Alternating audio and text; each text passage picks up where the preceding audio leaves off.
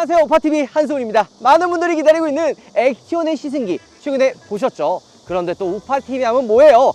경쟁 상대를 가지고 와서 비교를 하면서 각 차의 장단점을 비교해드리는 거, 오파TV만의 시그니처 아닌가요? 그래서 오늘 액티온과 액티온의 또 경쟁 상대라고 할 수 있는 스포티지를 가지고 왔어요. 원래 소렌토랑 한번 비교해볼까 했는데 소렌토보다는 일단은 스포티지가 좀 더 경쟁 상대가 맞는 것 같아서 스포티지를 가지고 왔죠.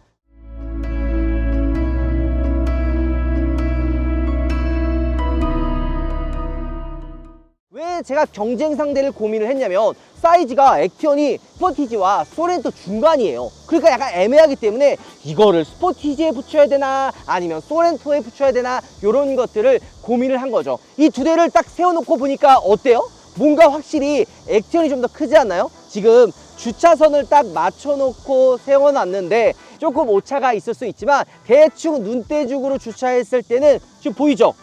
액티온이 스포티지보다 한 뼘 정도가 더 긴 거를 알 수가 있죠. 전장이 대략적으로 한 8cm 정도가 이 액티온이 길거든요. 근데 뭔가 실내 공간이나 트렁크 공간의 차이가 있는 것 같으면서도 그냥 이 뒷범퍼만 긴 거 아니냐 라고 생각할 수가 있어요. 요거는 저희가 좀 이따 줄자를 통해서 2열과 트렁크의 길이도 한번 여러분들께 비교해서 알려드리도록 하겠습니다. 액티온을 보면 딱 어떤 느낌이냐면 차가 좀 더 뭔가 길고 전폭으로도 넓어서 우리가 기존에 알고 있었던 차와는 사뭇 느낌이 다르다, 이런 생각이 좀 드는 거죠. 그렇기 때문에 이 전폭도 한 4.5cm 정도 액티온이 더 넓다라고 할 수가 있죠. 그러면 이 스포티지는 어떤 장점이 있냐?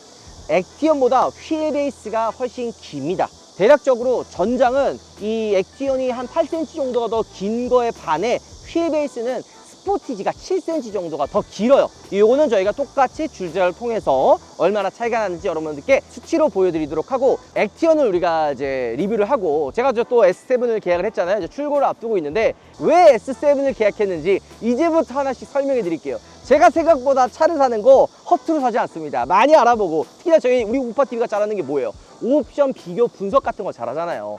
S7의 시작 가격이 3,395만 원입니다. 스포티지도 1.6 가솔린 터보로 비교를 했을 때 시작 가격은 2,537만 원이에요. 1,000만 원 이상 차이가 나네 이렇게 생각할 수 있지만 스포티지의 프레스티지는 진짜 말 그대로 깡통이에요. 아무것도 없어요. 아무것도 없는 그냥 생 깡통이기 때문에 이 S7과 거의 비슷한 수준으로 맞추려면 시그니처 트림부터 봐야 돼요. 기아의 스포티지는 프레스티지, 노블레스, 시그니처, 그래비티 이렇게 가거든요. 근데 시그니처부터가 이 액티온 S7과 비슷한 가격이죠. 근데 이 시그니처 시작 가격이 3,274만 원이에요. 그래도 한 110만 원 정도가 액티온이 더 비싸네, 이게 무슨 가성비라고 할 수 있어 라고 생각할 수 있어요. 근데 아까도 얘기했듯이 기아는요 기본 트림 갖고 출고할 수가 없어요. 옵션 어느 정도 추가해야 돼요.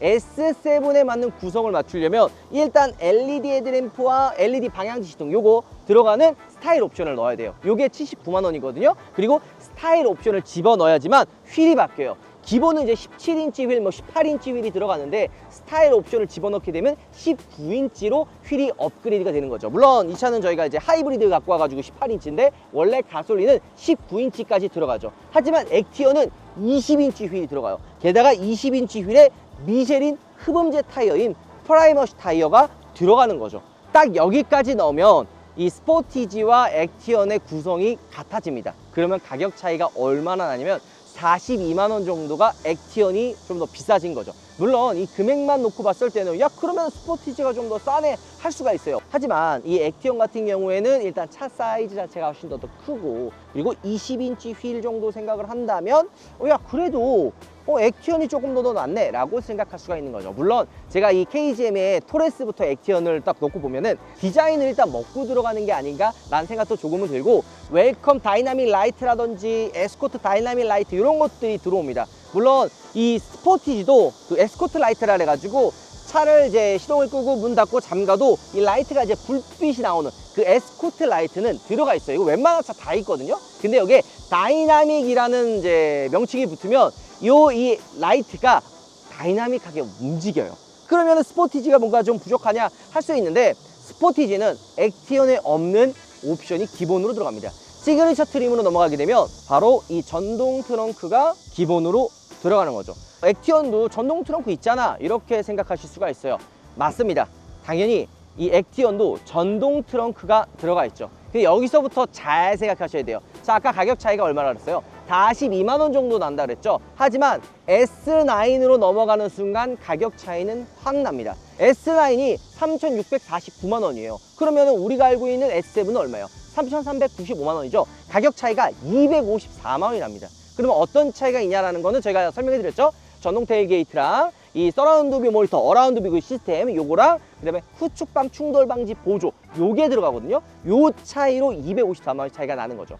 그러면은 이 서라운드 모니터라든지 어라운드 뭐 후축방 요 안전 스포티지에 없는 거 아니냐 할 수 있지만 스포티지에도 있어요. 옵션으로 빠져 있습니다. 모니터링 팩 요게 있어요. 요 모니터링 팩을 추가하면은 S9과 똑같은 구성을 맞출 수가 있는 거죠. 근데 옵션 가격이 차이가 나요. 지금 이 S7에서 S9 넘어가는 데는 254만 원이 차이 난다 그랬잖아요. 근데 스포티지에서 모니터링 팩 하나 넣는 거는 69만 원 밖에 안 됩니다. S7과 비교했을 때는 40만 원 밖에 차이가 안 나는 금액이 S9으로 만약에 비교를 하게 되면 가격 차이가 어느 순간 227만 원으로 늘어나게 되는 거죠. 자, 일단 트렁크 공간을 저희가 한번 줄자로 비교를 한번 해볼게요. 한 89, 99 정도 되거든요. 여기 보이시죠? 그 다음에 높이 같은 경우도 이렇게 보면 한 79 정도가 나옵니다. 액티언을 좀 보면요, 103 정도가 나옵니다. 한 4cm 정도가 확실히 트렁크 공간이 긴 거죠. 또 중요한 높이를 보면 79, 80이기 때문에 거의 큰 차이가 없습니다. 생각보다 액티언의 이 트렁크 높이가 그렇게 낮지는 않아요. 요즘에 차박을 하는 분들이 많기 때문에 2열의 평탄화 이거 되게 중요하거든요.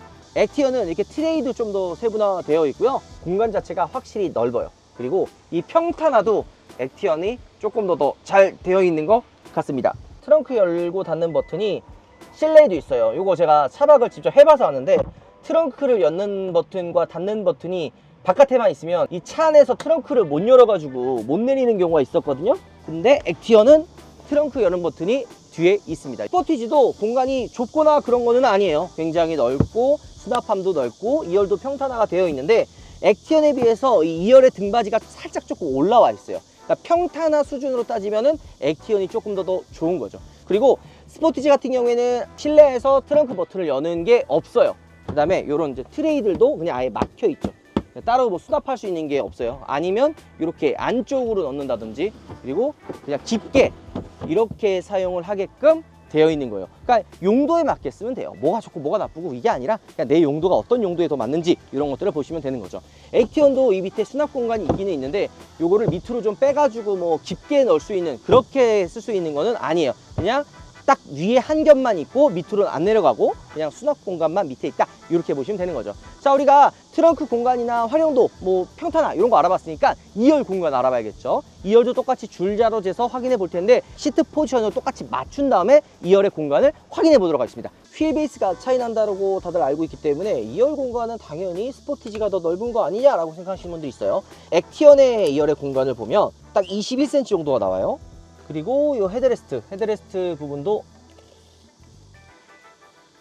딱 볼 중간까지 했을 때는 25 정도가 나오는 거죠. 그 다음에 열선 시트 2단계라든지 C타입 단자 2개, 그 다음에 2열의 송풍구도 따로 이렇게 있고, 그 다음에 이런 식으로 컵홀더가 위치해 있죠. 뭐 이런 공간이나 이런 거 봤을 때는 생각보다 액티언이 좁지가 않아요. 게다가 이렇게 선 커튼까지도 같이 들어가 있죠. 근데 액티언 같은 경우에는 2열의 파워 윈도우가 아니라 수동으로 되어 있어서 이런 부분은 조금 아쉽죠. 게다가 2열 유리도 이중 접합 유리가 아니라 일반 유리가 들어갑니다. 자, 똑같이 시트 포지션을 맞춰 보도록 하겠습니다. 물론 이게 어느 정도 감으로 맞추는 거기 때문에 조금씩 편차가 있을 수 있어요. 자, 똑같이 줄자로 재면 22cm 정도. 액티언과 스포티지, 휠 베이스가 차이가 난다고 해도 그렇게까지 드라마틱하게 이 레그룸의 공간의 차이는 나진 않는 것 같아요. 물론 차이가 없진 않습니다. 보면 등받이 각도가 눕혀지는 거는 액티언은 되게 제한적이에요. 많이 안 눕혀져요. 하지만 스포티지는 등받이 각도가 꽤 많이 눕혀집니다. 이런 것들도 조금 차이가 있을 수 있죠. 각 차들마다 장단점이 있어요. 지금 스포티지 같은 경우에는 2열에 커튼이 없죠. 이거 왜 그러냐면 이 위에 그 소렌토가 있기 때문에 스포티지에는 이 선 커튼이 안 들어가요. 열선 시트 2단계까지 들어가는 건 똑같지만 파워 윈도우와 이중 접합 유리는 스포티지가 들어갑니다. 그러니까 선택과 집중이에요. 뭐가 좋고 뭐가 나쁘고 막 이런 것보다는 이런 게 있다. 게다가 포켓 주머니, 이것도 이제 시그니처 이렇게 들어가는 거거든요. 이런 좀 아이디어 있는 포켓 주머니도 좋고, 반대로 얘는 시타입 단자가 뒤에 없어요. 이거 어딨나 하고 봤더니만 시트 여기 있죠. 이쪽에 나눠서 들어가 있습니다. 물론 이 스포티지가 좋은 점들도 분명히 있어요. 파노라마 선루프도 들어가 있고, 메모리 시트가 또 이 스포티지에 들어가 있기 때문에 파워 윈도우 4개 다 들어가고, 메모리 시트, 파노라마 선루프가 들어가는 거는 어찌 보면 스포티지가 장점일 수도 있는 거죠. 자, 그리고 지금 보면은 휘라치 클래딩이 도장면과 똑같잖아요. 저희가 지금 블랙은 처음 보는데 블랙 느낌 나쁘지 않네요. 그 다음에 이 옵션으로 투톤 컬러가 있어요. 41만 원인데 투톤을 하면 이 루프랑 이쪽 스포일러가 블랙으로 들어가거든요. 근데 블랙은 투톤 컬러를 선택할 필요가 없어요. 그냥 똑같네.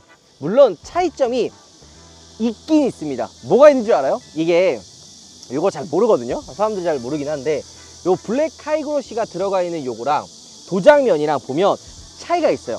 도장면은 펄이라 그래가지고 이게 반짝반짝 하는 게 들어가고, 블랙 하이그로시는 그냥 쨍한 검은색이 들어가요. 근데 만약에 내가 이거 투톤으로 만약에 컬러를 선택하게 되면은 도장면이 바뀝니다.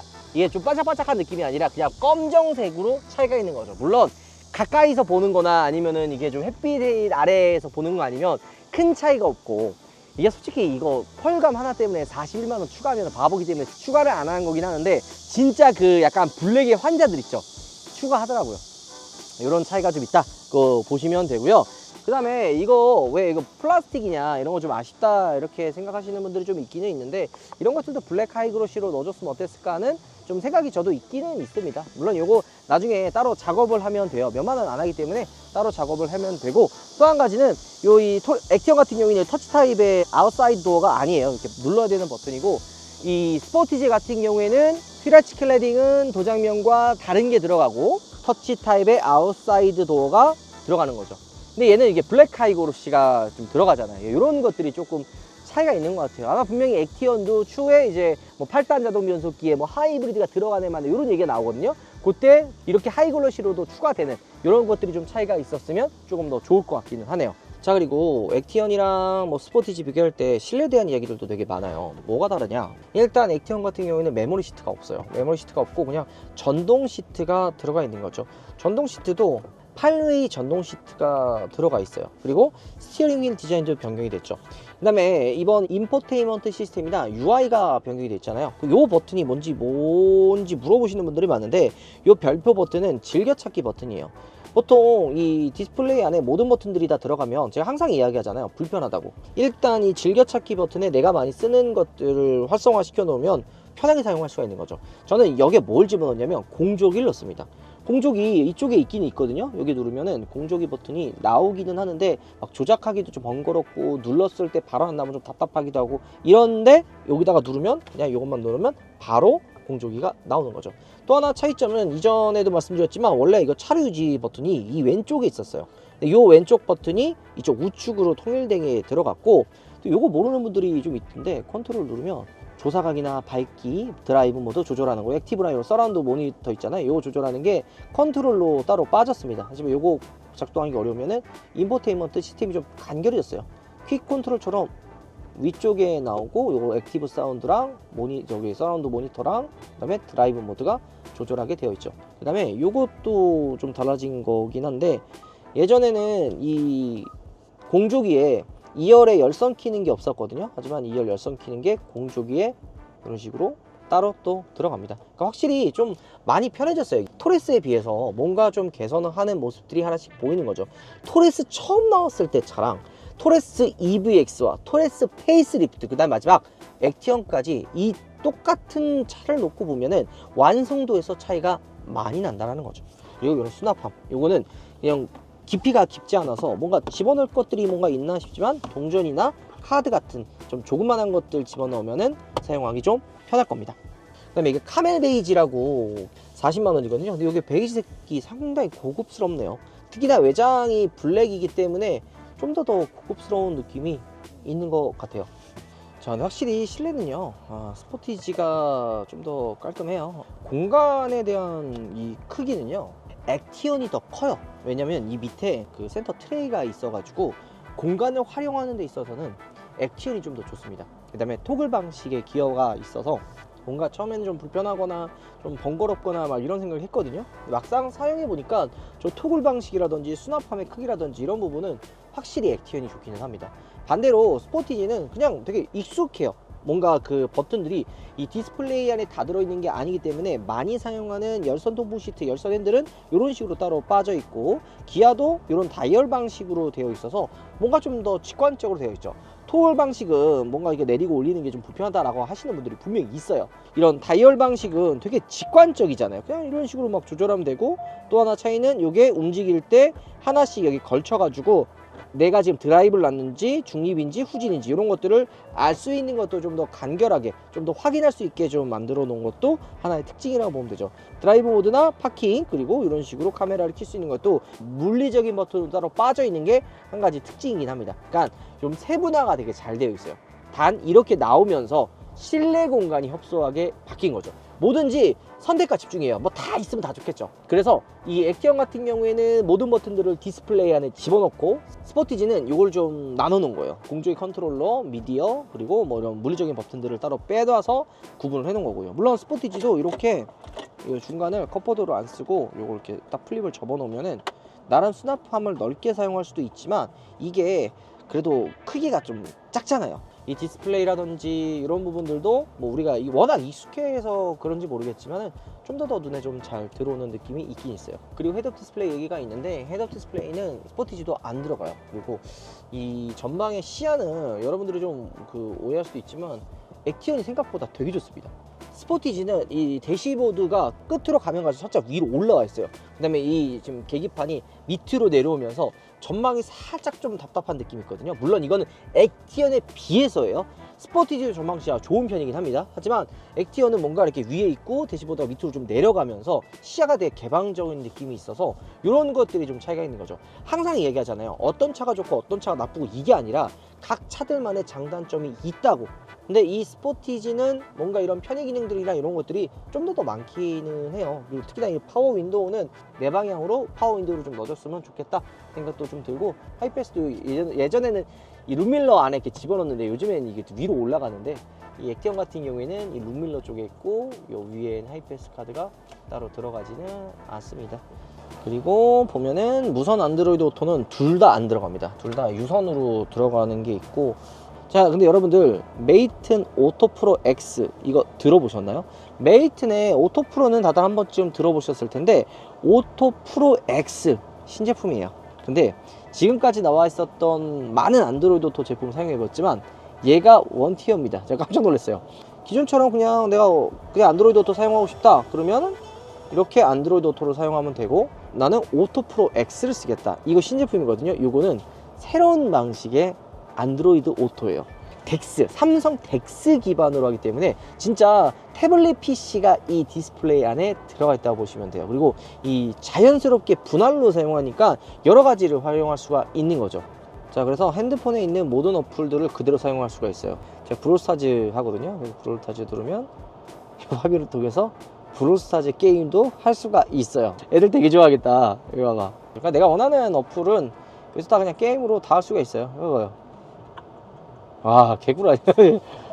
자, 그러면 액티언의 주행 느낌은 어떠냐, 이 얘기가 되게 많아요. 일단 첫 번째로 이거 1.5 터보 들어가는 거 너무 오래된 거 아니냐, 6단 IC 변속기 별로 아니냐, 이런 이야기가 굉장히 많은데, 오랫동안 사용했었던 엔진과 미션 같은 파워트레인은요 오래 사용했기 때문에 그동안 있었던 문제점들이나 고장들을 싹 다 잡아요. 새로운 기술들이 나오면 좋죠. 하지만 이런 새로운 기술들이 나온 이런 파워트레인을 타보면 문제점이 생깁니다. 왜냐하면 새로 만들었기 때문에 어떤 문제가 터져 나올지 모르기 때문이에요. 하지만 액티언이 들어가 있는 1.5 터보 가솔린이랑 6단 IC 자동 변속기는 그동안 오랫동안 사용했기 때문에 고장이나 이런 부분에 대한 걱정이 크지는 않습니다. 단독 시승기 때도 이야기했듯이 액티언이 막 그렇게 토레스랑 똑같지가 않아요. 실 영역 구간인 1000rpm에서 3500rpm에서 이 반응 느낌이 토레스보다 되게 빠르고 파워풀한 느낌이 조금은 있습니다. 액티브 사운드에서 좀 이야기를 하고 싶은데, 액티브 사운드가 스포티지에도 들어가 있어요. 이 액티언에 들어가 있는 액티브 사운드는요 단계를 조절할 수가 있어요. 그냥 평상적으로 주행했을 때 느껴지는 일반적인 주행 소리, 그 AMG라고 치면 스포츠 모드에서 나오는 그런 소리거든요. 이런 식으로 액티언 자체가 1000에서 3500 rpm에서 나오는 요 움직임 자체가 좀 더 타이트해졌다 그랬잖아요. 근데 이 액티브 사운드와 이 액티언의 초반 움직임의 조화가 상당히 조화롭습니다. 딱 탔을 때도 뭔가 인위적인 느낌이 많이 안 나요. 그 다음에 요 버튼을 한 번 더 누르면요, 소리가 꽤 많이 커져요. 그러니까 이런 사운드에 대한 요소나 재미 요소들을 좀 많이 집어 넣어 놓은 것 같아요. 자, 그러면은 스포츠 모드로 바꾼 상태에서 액티브 사운드와의 조화가 어떤지 한번 좀 볼게요. 일반 모드에서는 RPM을 3000에서 잘 넘기지 않아요. 하지만 스포츠 모드를 사용하게 되면 4000에서 5000 RPM까지 시원하게 올려줍니다. 이런 요소들이 모드에 대한 변화도 굉장히 뚜렷한 거예요. 그 다음에 액티언에 들어가 있는 이 액티브 사운드는요, 스포티지와 달리 이 스피커가 바깥에도 소리를 내보내줘요. 이 스포티지는 실내에서 안에 있는 스피커가 소리를 울리는 거라 운전자만 그 소리가 들리거든요.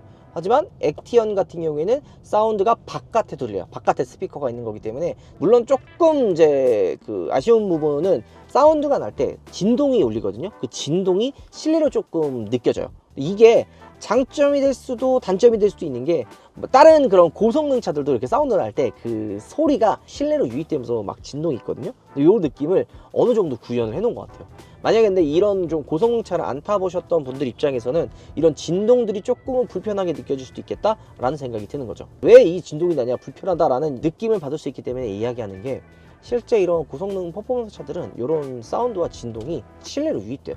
근데 그 유입되는 느낌을 운전자는 되게 이제 즐거운 경험이라고 생각하는 거죠. 아, 내가 이렇게 차를 타는데 이런 충격과 이런 진동과 이런 사운드가 들어오는구나 라는 것들을 느끼게 주는데, 이 액티언의 액티브 사운드는 그거를 경험하게 만들어 줍니다. 그 다음에 승차감이나 이런 것들, 소음 많이 조용해졌다 그랬죠. 이 단독 시승기 때도 이거 소음 조용해졌다라고 했는데, 이게 뭐가 조용해졌냐라는 이야기가 좀 있더라고요. 근데 토레스와 비교했을 때는 확실히 조용해졌어요.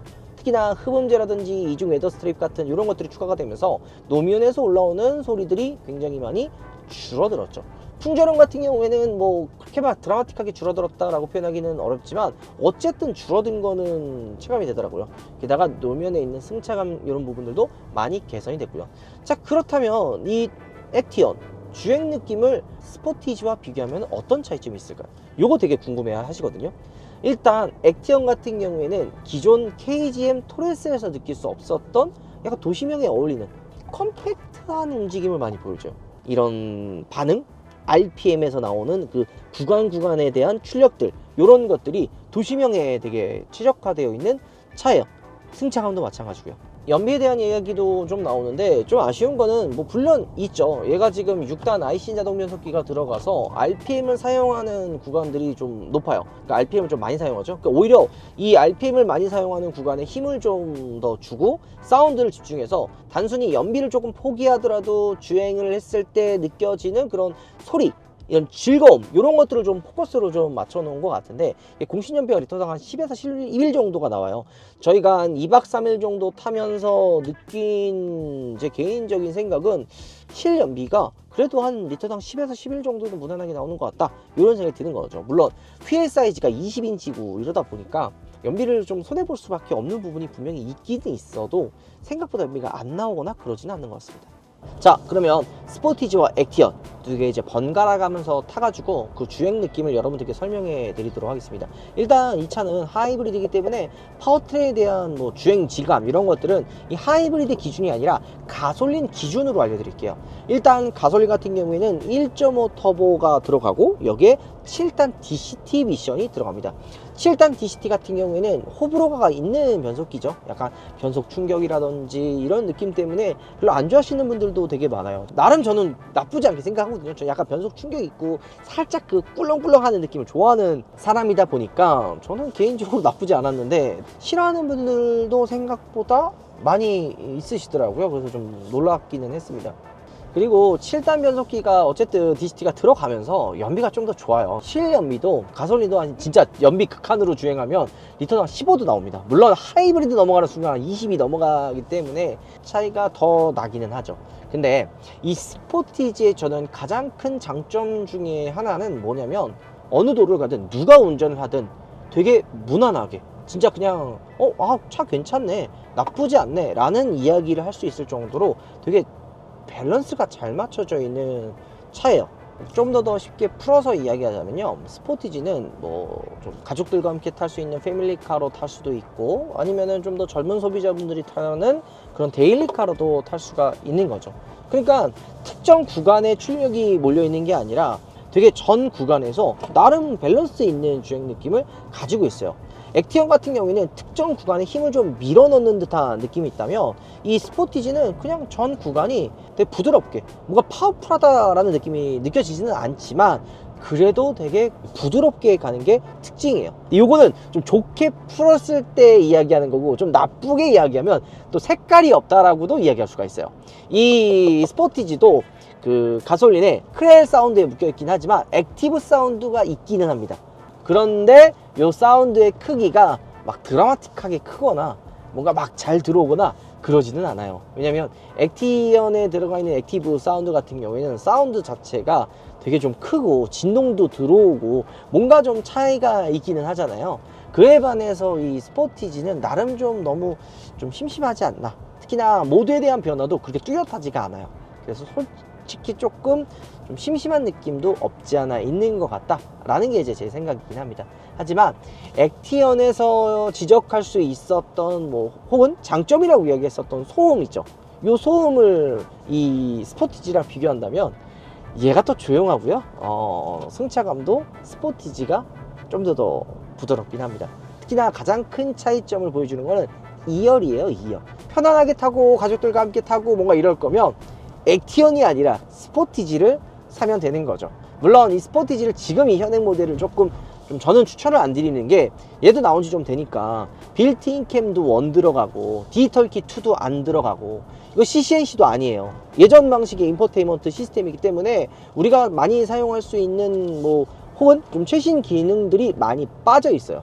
그렇기 때문에 굳이 이거를 이 돈 주고 라는 생각이 드는 거죠. 근데 한 가지 또 페이스리프트가 나오면 어떻게 되죠? 아까 제가 액티언과 가격 차이가 좀 난다고 했었잖아요. 만약에 스포티지도 페이스리프트가 된다면 가격 차이는 줄어들 겁니다. 아니면 스포티지가 더 비싸질 수도 있겠죠. 그리고 스포티지 같은 경우에는 이 스마트 크루즈 컨트롤, 이거 저 액티언도 들어가 있거든요. 이 스포티지와의 차별점이 또 있긴 있습니다. 스포티지 같은 경우에는 내비게이션 기반의 스마트 크루즈 컨트롤이에요. 근데 HDA2 이건 아니거든요. HDA1인데 내비게이션 기반의 스마트 크루즈 컨트롤이기 때문에 요 내비게이션 기반이라고 그러면 뭐냐면, 그 고속도로나 이게 속도 올렸을 때 내가 만약에 100km로 이걸 맞추면, 이거 막 초록색불 들어오잖아요. 100km를 딱 맞추면 100에서 각 고속도로마다 그 구간에마다 속도가 다르잖아요. 어떤 데 80, 어떤 데 100, 어떤 데 110 이러면 얘가 알아서 그 기반에 맞춰 가지고 속도를 올리거나 줄여주거나 이런 걸 합니다. 이게 내비게이션 기반의 스마트 크루즈 컨트롤의 차이점이죠. 자, 그래서 좀 총평을 내리자면 스포티지도 근데 액티언에 비해서는 좀 더 부드럽고 가족들과 함께 타기에는 밸런스가 좋은 차지만, 개성 있고 약간 젊은 소비자분들 성향에는 액티언이 좀 더 맞을 것 같다 이런 생각이 좀 들긴 합니다. 왜냐면 쟤는 개성 있고 운전에 대한 포인트들도 분명히 있는 차예요. 자, 오늘 여러분들과 많은 분들이 관심을 갖는 액티언과 스포티지 두 대를 한번 비교해봤습니다. 어때요 여러분들? 생각보다 스포티지가 실내가 클 것 같았는데 액티언도 절대 작지 않죠. 저희가 줄자를 통해서 실제로 비교해 드렸어요. 휠 베이스만 놓고 보면은 스포티지가 압도적으로 넓을 것 같은데 비교해 봤을 때는 생각보다 차이가 안 났다 이런 생각도 들고, 스포티지도 나온 지 좀 오래됐기 때문에 생각보다 옵션이 막 그렇게 액티언이랑 차이가 나지는 않아요. 옛날 쌍용 시절에는 정말 뭐 현대나 기아나 비교하면 옵션 차이도 많이 나고 편의 기능도 당연히 많이 나고 막 이런 게 있었는데, 지금 액티언과 스포티지를 비교해 보니까 많이 이제 비슷해졌구나, 많이 따라왔구나 이런 생각이 좀 들기는 합니다. 옵션 구성만 같이 맞춰 놓고 봤을 때는 스포티지가 좀 더 싸 보이기는 해요. 하지만 액티언도 확실히 가성비 있는 모델이라고 이야기할 수가 있을 것 같아요. 반대로 스포티지는 왜 많이 팔리는지 다시 한번 알 수 있는 그런 시간이 됐습니다. 오늘 이 두 대 이걸로 마무리하도록 하고요. 많은 도움이 됐으면 구독과 좋아요, 댓글도 많이 부탁드리도록 하겠습니다. 다음번에는 투싼과도 한번 비교해보고 그 다음번에는 세대도 비교해가지고 한번 여러분들께 알려드리도록 하겠습니다. 영상 만날게 여러분들 들어보겠습니다. 안녕하세요. 차가 너무 멋있어서 그런데 혹시 MBTI가 어떻게 되세요?